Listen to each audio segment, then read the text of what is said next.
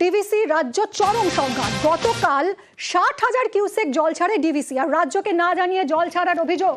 ডিভিসিকে ফের কড়া মেল রাজ্য সরকারের। ডিভিসির আচরণ দুর্ভাগ্যজনক বলে মন্তব্য করেছে রাজ্য। সোমরাজ রয়েছে আমার সঙ্গে, আরো জানাবে। সোমরাজ, কি খবর পাচ্ছ? রাজ্যের সঙ্গে ফের জল ছাড়ার অভিযোগ উঠল ডিভিসির বিরুদ্ধে।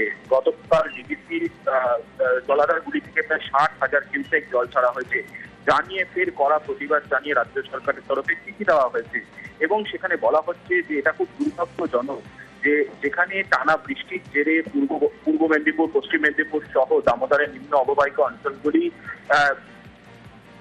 জলস্তর বাড়ছে, একাধিক নদীর জলস্তর বিপদসীমার কাছাকাছি, সেখানে রাজ্যকে না জানিয়ে ফের ডিভিসি জল ছাড়ছে এবং জল ছাড়ার পরিমাণও প্রায় ৬০,০০০ কিউসেক।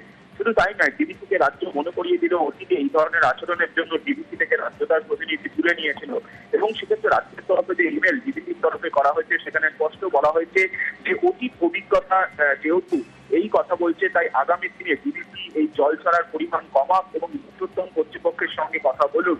কারণ ডিভিসির যে আচরণ রাজ্যের সঙ্গে আলোচনা না করে রাজ্যের সঙ্গে কথা না বলে জল ছেড়ে দিচ্ছে, তা দুর্ভাগ্যজনক এবং অবিলম্বে জল ছাড়ার পরিমাণ কমাতে হবে। তার কারণ পূর্ব এবং পশ্চিম মেদিনীপুরের একাধিক অঞ্চল নতুন করে প্লাবিত হতে শুরু করেছে। ধন্যবাদ সোমরাজ।